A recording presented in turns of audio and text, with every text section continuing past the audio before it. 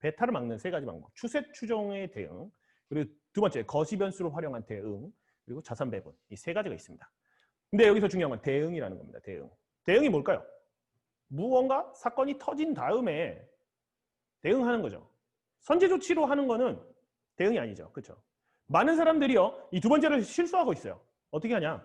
이 거시 변수를 먼저 읽어서 이거 가지고 예측을 해서 베타를 마이너스 30% 까지기 전에 내가 먼저 막아야겠다 이런 생각을 하는 사람들이 있고, 제가 아까 맨 처음 소개했던 수많은 똑똑하고 고집 있는 경제학자들이 이 2번 때문에 망해요. 불가능합니다. 거시 변수를 활용해서 대응하는 것은 가능하겠지만 선제적 예측으로 뭔가를 하려는 건 불가능합니다. 자, 오늘은요, 이 두 가지를 한번 훑어볼 거예요. 추세 추종은요, 후행적 대응입니다. 그리고 거시 변수를 활용한 대응은 후행 중립적 대응이고, 자산 배분은 선행적 대응이라고 할 수 있어요. 선행적 대응이라고 할 수는 없죠. 대응이 아니고 선행적 조치죠. 자, 어떤 차이가 있냐면요, 추세 추종이라는 것은 추세가 만들어지면 올라가기 시작할 때 우리는 베타를 취합니다. 떨어지기 시작하면 우리는 끊어요. 그래서 베타의 하방을 막습니다.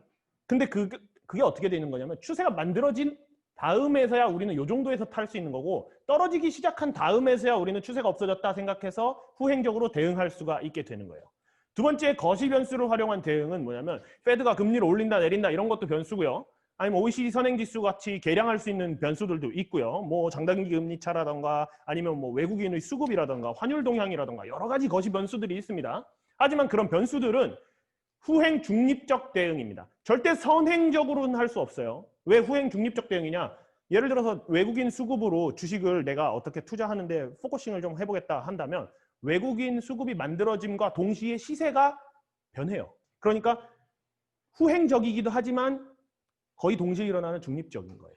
그래서 거시 변수를 잘 활용한 대응을 하면 우리가 모멘텀보다, 이 추세 추종 대응보다 조금 더 빨리 대응할 수가 있습니다. 요것도 무슨 문제가 있냐면, 후행적으로 내가 대응했는데 갑자기 반전돼 버리는 경우가 있어요. 경기가 나빠질 거라는 거시 변수들이 많이 나왔고 실제로 경기가 나빠지고 있어서 내가 대응을 했는데 경기가 갑자기 좋아져. 그런 케이스들이 없지 않습니다. 그럴 때 자산 배분은 선제적 대응이 아니라 선제적 조치입니다. 사실 자산 배분이라는 건 뭐냐면, 양방향 포지션으로 깔아놓는 거예요. 경기가 좋아져도 나는 수익을 내고 경기가 나빠져도 나는 수익을 내는 양방향 포지션으로 깔아놓는 게, 그렇기 때문에 이건 선제적 조치예요. 경기가 나빠지기 시작해도 괜찮고 좋아지기 시작해도 괜찮아요. 우리 이 세 가지에 대해서 중점적으로 좀 다뤄보려고 합니다. 첫 번째, 추세에 대해서 이야기를 해보죠. 듀얼 모멘텀이라는 책이, 이제 오늘 수업을 끝나고 가서 책을 다시 열어보시면 어떤 부분에 포커싱을 해서 봐야 되는지 조금 더 쉽게 보이실 거예요. 첫 번째, 추세라는 건 뭐냐면 모멘텀이라고도 표현을 하고, 일정 기간 동안 가격의 방향성이 형성된 후에 가격이 같은 방향으로 움직이는 성질입니다. 일정 기간이라는 건 되게 가치 중립적인 단어라서 내가 초단기 추세를 보겠다. 그러면 한 하루짜리 오늘 올랐다만으로도 내가 앞으로 1, 2분 동안 투자하는 데는 추세를 활용할 수 있어요. 내가 한 6개월 정도 올랐다를 가지고 앞으로 한 일주일 정도를 투자하는데 추세로 활용할 수가 있어요. 그것처럼 추세는 내가 투자하는 그 투자 구간의 기간 동안에 비례해서 정해지는 겁니다. 이 일정 기간이라는 것은. 내가 만약에 한 달 정도, 앞으로 한 달, 우리나라 코스피 시장 앞으로 한 달 어떻게 될까요? 추로는 할 수 있어요. 추세를 보면. 지지부진할 것 같아요. 아직 추세가 완전히 꺾이지도 않았고 살아나고 있지도 않으니까. 그런 것처럼 이제 추세라는 것은 일정 기간 동안에 가격의 방향성을 보고 우리가 투자 포지션을 결정하는 건데, 이 추세가 왜 만들어지는가? 모든 투자자들, 우리가 한 가지 바라고 염원하는 것은 똑같습니다. 최대한 손해보지 않으려고, 그리고 최대한 돈을 벌려고 하는 이 모든 욕망, 누구에게나 다 동일한 거예요. 이 사람들이 줄다리기를 해요. 가격이라는 건 그때 그 순간순간마다 다 합의가 일어나는 지점이에요. 한쪽의 이게 팽팽할 땐 추세가 만들어질 수 없어요.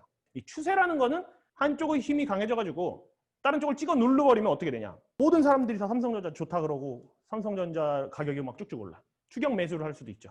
그러면 다른 쪽 포지션인 사람들은 최소 중립을 가지고 있거나, 윤창형님이 다 판 게 아니라 50% 팔았다고 칩시다. 근데 가격이 막 올라. 그럼 나머지 50% 더 팔까요? 안 팔 가능성이 높죠.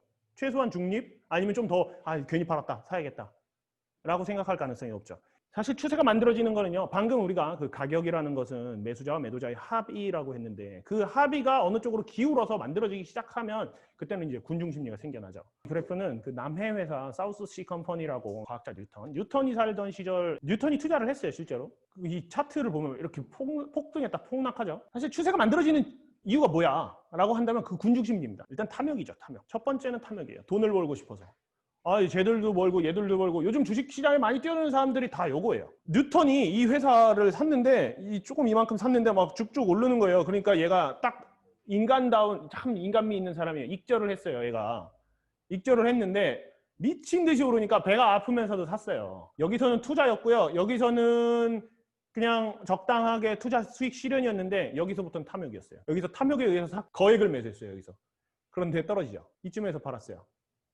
물론 더 떨어졌지만 여기서 뉴턴이 느낀 감정은 공포였습니다. 뉴턴만 느낀 게 아니라 이 당시 이 회사에 투자한 모든 사람들이 똑같이 느꼈을 거예요. 추세가 만들어져서 올라가기 시작하면이 아니라 그냥 주가가 올라가기 시작하면 많은 사람들이 탐욕을 느껴요. 코스피 시장이 뭐 계속 좋았죠. 코스닥이 엄청 올랐죠. 그러니까 탐욕을 느껴서 거기에 동참해요. 동참하는데 어떤 놈은 여기서 사요. 어떤 놈은 여기서 사고 뉴턴은 여기서 샀어요. 사람들마다 판단하는 기준이 다르고 매수와 매도의 시점이 다르기 때문에 추세가 만들어집니다. 군중심리에 의해서 사람들의 판단 시점의 차이와 군중심리가 만날 때 추세가 만들어지는 겁니다. 이 군중심리라는 거는 사실 우리 누구나 다 가지고 있어요. 저도 있고 여러분도 있고 절대 막을 수가 없어요. 저는 이 군중심리를 투자에 활용할 때 어떻게 하냐면 제가 주관을 아예 배제합니다. 느낌적으로 차트를 딱 보고 추세가 있다 이렇게 판단하는 게 아니에요. 추세가 만들어지고 추세가 만들어지지 않았고 라는 기준을 먼저 세워놓고서 추세 추종을 해야 되는 거예요. 그리고 그때가 오면요. 사기 싫어도 사야 되는 거고 팔기 싫어도 팔아야 되는 거예요. 그게 추세 추종의 일단 기본 원칙입니다. 룰 베이스. 아이작 뉴턴 이런 말 했어요. 천체의 움직임 계산할 수 있어도 인간의 광기는 도저히 계산할 수 없다. 어디까지 오를지는 몰라요. 어디까지 떨어질지도 몰라요. 하지만 어느 정도 올랐을 때 우리는 산다라는 기준을 우리가 만들 수는 있고 어느 정도 떨어졌을 때 우리는 판다라는 기준을 만들 수 있어요. 예를 들어서 이렇게 했다고 칩시다. 어떤 주식이 30% 정도 오르면 나는 추세가 만들어졌다고 생각을 한다. 그리고 30% 정도 고점에서 떨어지면 난 추세가 없어졌다고 생각을 한다. 그랬으면 여기에 투자해서 돈 엄청 벌었을 겁니다. 그렇죠? 30% 정도 오른 이 시점에서 샀을 거예요. 그리고 고점 대비 30% 떨어지기 전까지는 계속 가지고 있다가 이쯤에서 팔았을 거예요. 이게 추세 추종의 원리입니다. 그러면 그게 30% 올랐을 때 30% 떨어졌을 때가 이상적인지 20% 올랐을 때 20% 떨어졌을 때가 이상적인지 아니면 그게 뭐 기간인지 퍼센트인지 그런 거에 대해서는 최적화시킬 필요가 있는데 그런 거에 대해서도 제가 다 말씀을 드릴게요.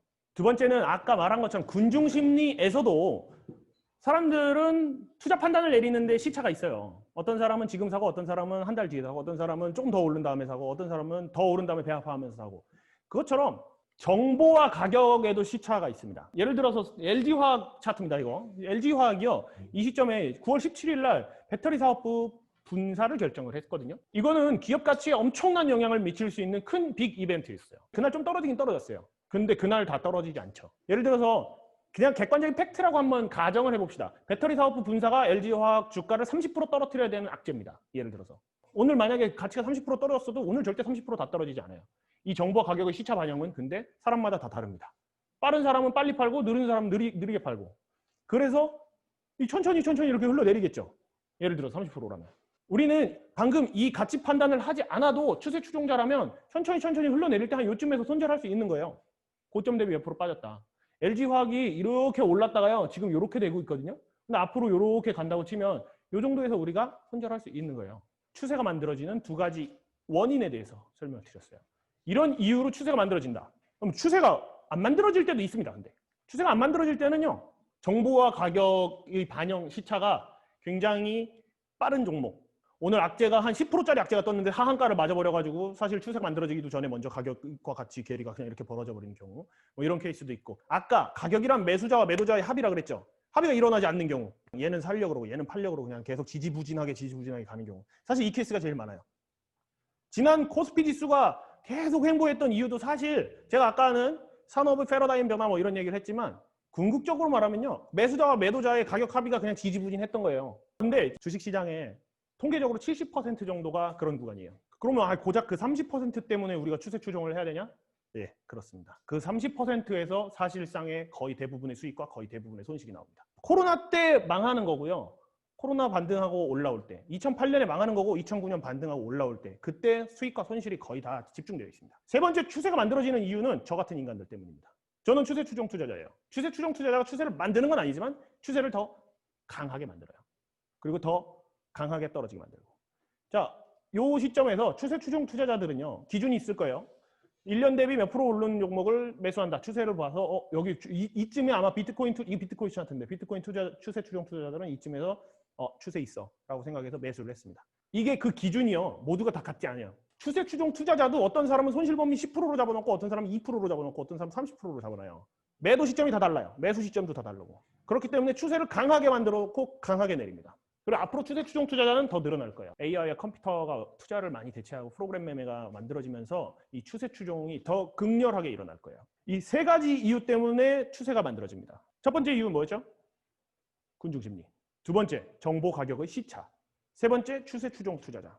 이 세 가지 이유로 추세가 만들어집니다. 듀얼 모멘텀이라는 책에서 설명하는 추세가 만들어지는 이유는 조금 더 있어요. 근데 사실 부차적인 거고 이 세 가지가 더 제일 중요한 거예요. 그러면 우리는 이제부터 구체적으로 이 추세를 활용해서 어떻게 우리가 투자를 할 수 있는지를 살펴보도록 할게요.